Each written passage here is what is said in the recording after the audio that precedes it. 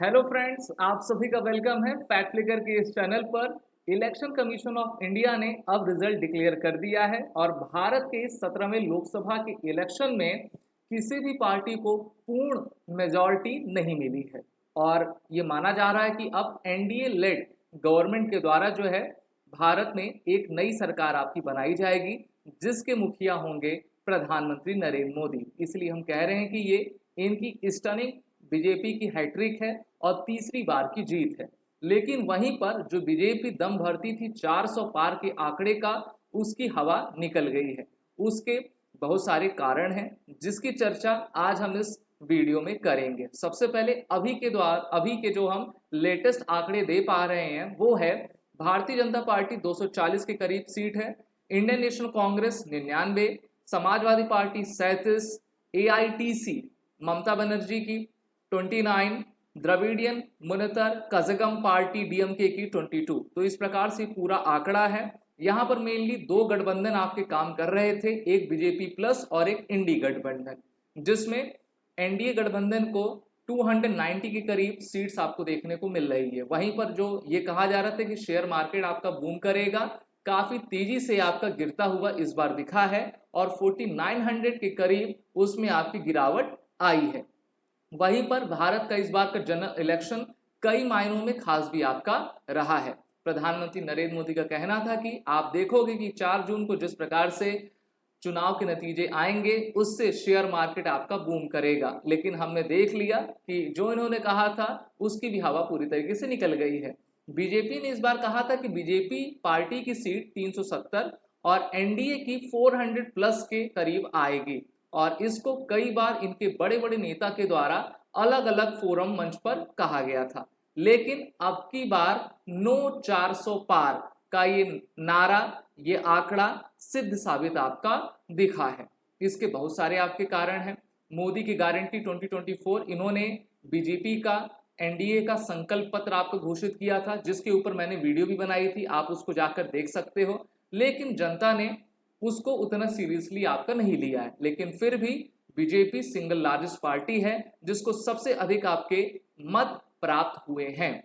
वहीं पर वाराणसी से लोकसभा के चुनाव में मेन दो जो प्रतिद्वंदी थे वो प्रधानमंत्री नरेंद्र मोदी और कांग्रेस की तरफ से अजय राय थे। मोदी जी इस बार जीत तो गए, लेकिन उनका जो मार्जिन था 2019 की तुलना में काफी कम था। उनको 2019 में 63.62% वोट मिले थे, जो कि अब घटकर लगभग 10%, 9% कम होकर 54.24% हो गया है। और यहां पर कई आश्चर्यजनक आपके नतीजे भी आए। माना यह भी जा रहा था और कई मीडिया के एक्सेस पोल आ रहे थे, उसमें कहा जा रहा था कि इस बार भाजपा स्वीप करेगी। और मेनली अमेठी का जो रिजल्ट था काफी चौंका देने वाला था। इसमें पिछले बार की जो विजेता थी स्मृति ईरानी, अभी की मंत्री थी, वो हार गई हैं और उस सीट से किशोरी लाल शर्मा आपके जीत गए हैं। वहीं पर राहुल गांधी रायबरेली और वायनाड यानी कि उत्तर भारत और दक्षिण भारत की दोनों ही सीटों से आपके विजयी रहे हैं।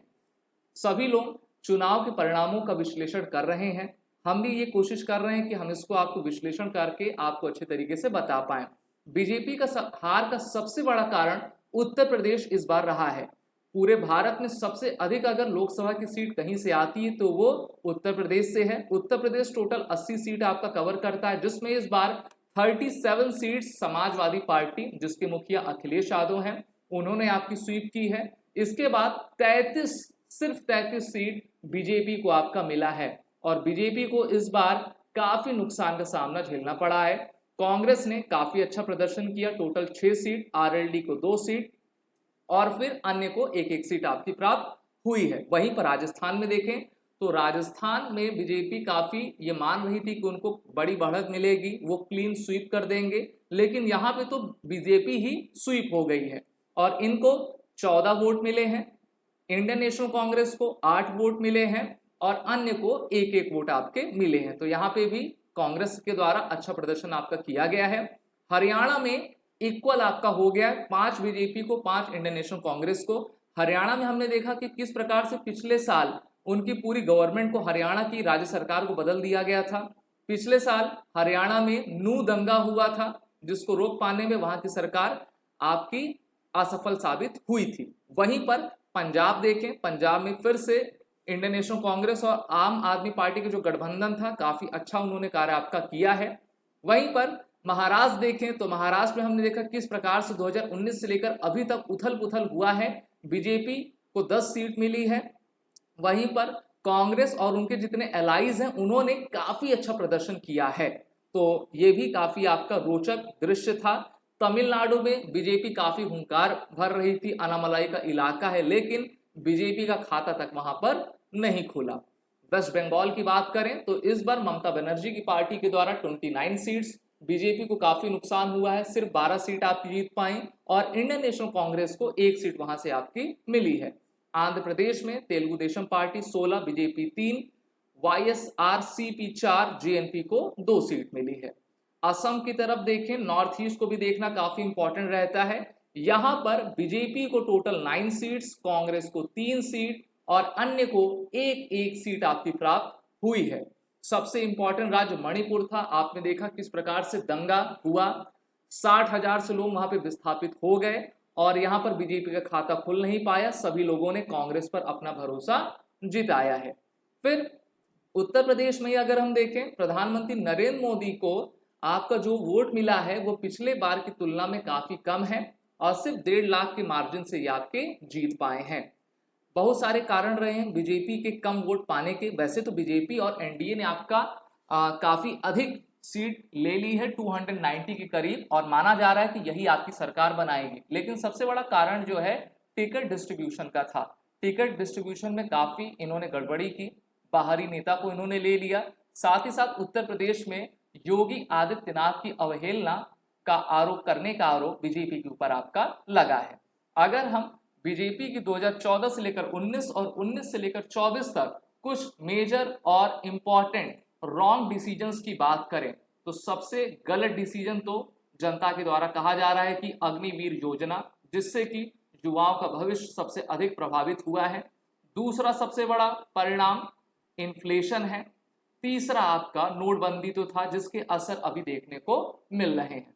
इसके अलावा पेपर लीक मामला मेनली उत्तर प्रदेश जैसे राज्यों में काफी आपका ये सुर्खियों में रहा था और युवा मांग कर रहे थे कि इस बार जो है कुछ वो नया परिवर्तन केंद्र में करेंगे। वहीं पर पीएम मोदी के द्वारा, उनकी सरकार के द्वारा आनन फानन में अध्यादेश लाकर फार्म्स एक्ट को पास कराया गया था। 1.5 साल के लिए किसान रोड पर बैठ गए थे और सरकार को इस फार्म्स लॉ को आपका रिपील करना पड़ा। वहीं पर सीए, एनआरसी, एनपीसी, एनपीआर, ये सभी मुद्दे काफी थे।